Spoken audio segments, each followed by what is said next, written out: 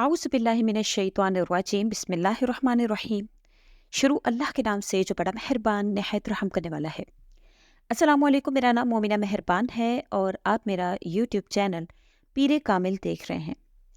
आज की वीडियो इंशाअल्लाह ताला एक ऐसी तस्बीह के हवाले से है जो अर्श पर हलचल मचा देती है।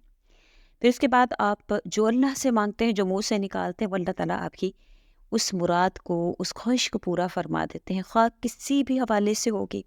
इंशाअल्लाह ताला अल्लाह करीम आपकी उस मुराद को, उस हाजत को अल्लाह ताला सुनते हैं और पूरा फरमाते हैं।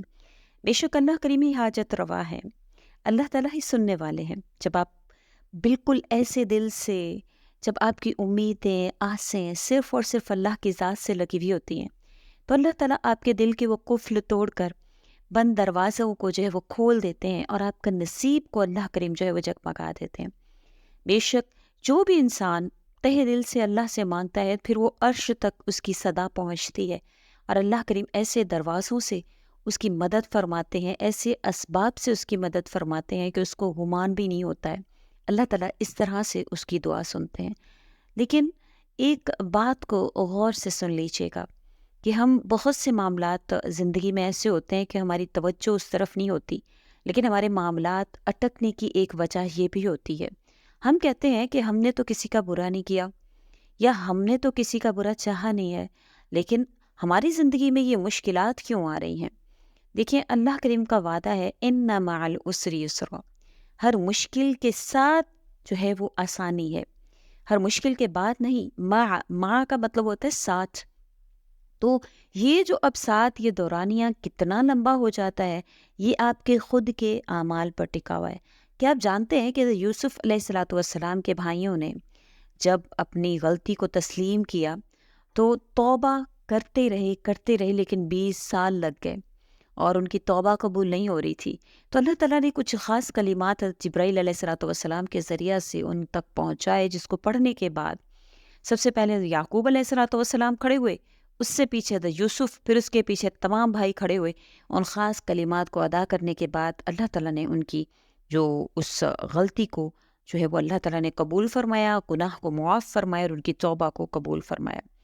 बाज़ औक़ात ऐसे होता है कि हम बहुत से गुनाह कर लेते हैं, हम बहुत कुछ कह देते हैं, लेकिन ऐसी मुआफ़ी हम जो है वो मांगते हैं किसी से भी, ख्वाह वो हकूक़ुल इबाद हो, हकूक़ुल्लाह को ज़ाया किया हुआ हो, तो ऐसे अल्फाज से सख्त कोफ्त होती है, क्योंकि आप सिर्फ इसलिए मांगते हैं वो मुआफ़ी, ख्वाह वो किसी इंसान से हो या अल्लाह से हो, आप इसलिए मांगते हैं कि आपका ज़मीर जो है वो मुतमईन हो जाए।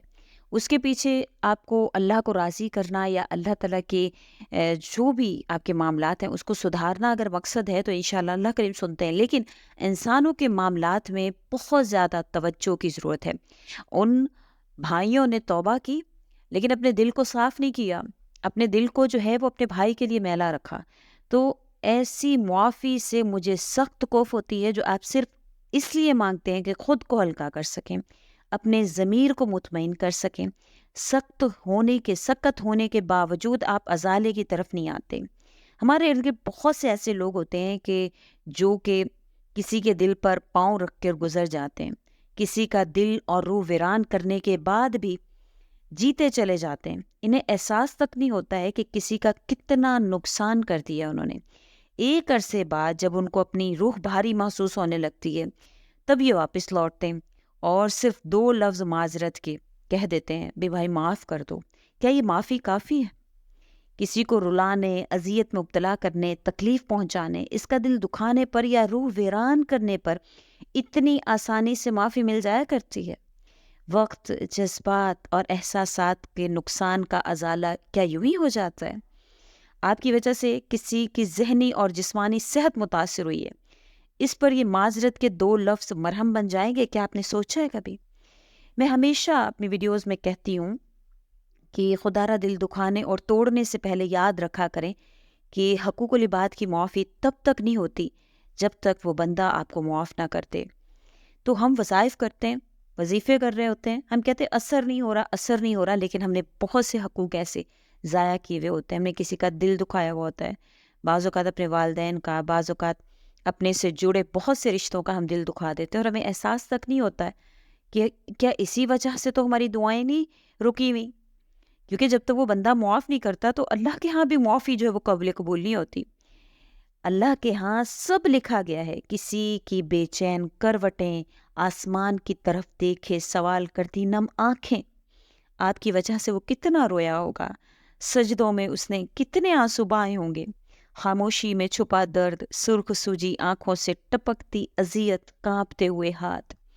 کوئی انسان آپ کی وجہ سے مسکرانا بھول گیا ہو، کوئی ہنستے ہنستے رو دیتا ہو، کوئی مٹھیاں مضبوطی سے بند کیے آنسو رکنے کی کوشش کرتا ہو، کسی نے خود پر خوشیاں حرام کر لی ہوں آپ کی وجہ سے، کسی کو پسندیدہ چیزوں سے رغبت ہی نہ رہی ہو آپ کی وجہ سے، کسی کے دکھ نے غصے کی شکل اختیار کر لی ہو آپ کی وجہ سے، کسی کا دکھ چہرے کی زردی اور آنکھوں کے حلقوں کی صورت چہرے پر نظر آنے لگا ہو آپ کی وجہ سے، اور کوئی خود پر کوئی نقلی لبادہ اوڑے اندر سے ختم ہوتا چلا جا رہا ہو آپ کی وجہ سے، کوئی نیند پاگل ہو چکا ہو آپ کی وجہ سے، بے مقصد ہنستا رہتا ہو، ہوش میں آنے پر دوبارہ اسی شدت سے رو بھی لیتا ہو۔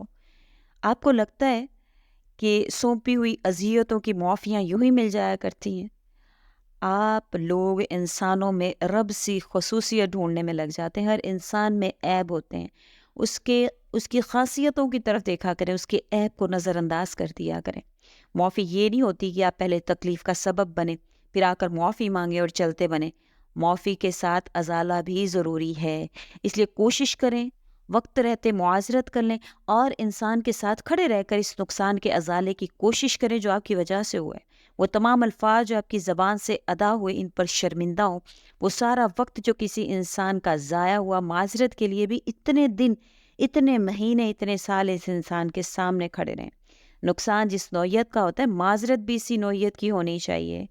آپ کی خالی معاذرت کا کسی نے اچار نہیں ڈالنا، تو کسی نے، اور بے شک غلطیاں انسانوں سے ہوتی ہیں، اگر غلطی ہوئی ہے تو آپ کو چاہیے کہ اس کا ازالہ کریں، اور ازالہ بھی انسانوں نے ہی کرنا ہوتا ہے، کسی اور نے تو نہیں کرنا، ورنہ پھر رب کے سامنے جو آپ کا پھر معاملہ ہے پھر اس کے لیے تیار رہیں کہ اللہ تعالیٰ اس کے بدلہ میں آپ پر کیا معاملات ڈال سکتے ہیں۔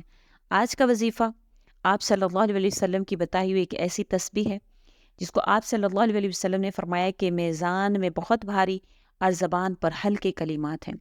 فجر کے بعد اگر آپ یہ کلمات کی ایک تسبیح کر لیتے ہیں اور اس کے ساتھ میں نے جو آپ کو مکمل طور پر بات ذکر کی، اگر آپ کے ذہن میں، کیونکہ ہر انسان کو پتہ ہوتا ہے اس نے کس کے ساتھ کیا کیا ہے، آپ اپنے ذہن پر زور ڈال کر دیکھیں، اگر آپ کی حاجات پوری نہیں ہو رہی ہیں، آپ گڑ گڑا رہے ہیں، رو رہے ہیں، مانگ رہے ہیں اور آپ کی صدائیں سنی نہیں جا رہی ہیں، تو اپنے ذہن پر زور ڈالیں کہ کہیں میں نے کسی کا کوئی حق نہیں مارا ہو، کہیں میں نے کسی کا دل نہیں دکھایا ہو۔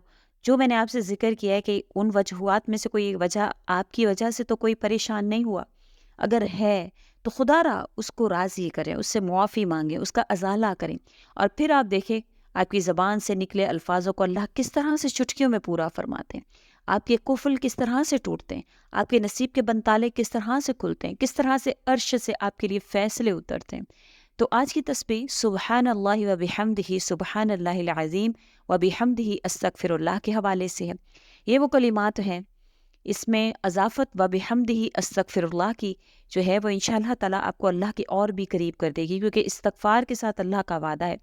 اور یہ تسبیح ایک صحابی کو آپ صلی اللہ علیہ وسلم نے بتائی تھی کہ ان کے گھر میں روزی کی تنگی تھی، تو اس کے حوالے سے آپ صلی اللہ علیہ وسلم نے ان کو فجر کے بعد پڑھنے کی تلقین کی تھی۔ تو بہت ساری وجوہات ہیں، بہت سی احادیث مبارکہ ہیں، بخاری شریف کا اختتام بھی اسی حدیث پر ہوتا ہے کہ ایسے کلمات جو زبان پر بہت ہلکے اور میزان میں بھاری ہیں، اور یہ کلمات جو آپ اخلاقیات کا مظاہرہ کرتے ہیں، حقوق العباد جو ہے وہ آپ ادا کرتے ہیں، ان کا آپ لحاظ رکھتے ہیں، ان کو آپ ملحوظ خاطر رکھتے ہیں، تو یہ بھی میزان میں بڑے بھاری تلتے ہیں، خواہ وہ دنیا ہو یا آخرت ہو، دونوں میں آپ کے لیے آسانیوں کا باعث بنتے ہیں۔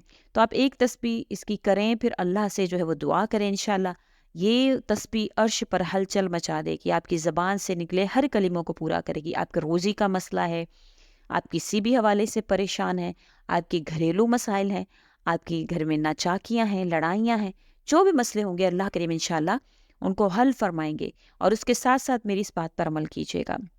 وظیفہ کی اجازت تو نہیں ہے کیونکہ یہ مسنون عمل ہے، لیکن بعض لوگ پھر بھی پوچھتے ہیں، تو ان کے لیے اتنا ضرور کہوں گی کہ یہ ویڈیو اچھی لگنے کی صورت میں لائک بھی کر دیا کریں، اور کمنٹ میں اپنا اچھا جو کمنٹ ہے وہ بھی دیا کریں۔ آپ کی رائے سے ہماری حوصلہ افزائی ہوتی ہے، اور اسی طرح سے اچھا کنٹینٹ میں لانے کی کوشش کرتی ہوں۔ اور انشاءاللہ تعالیٰ آپ ضرور کمنٹ میں اپنی رائے کا اظہار کیا کریں. سبحان اللہ ماشاء اللہ جو بھی آپ کا کمنٹ ہو یا اپنا نام لکھ دیا کریں, اپنی دعائیں جو ہیں وہ ہم سے ذکر کیا کریں.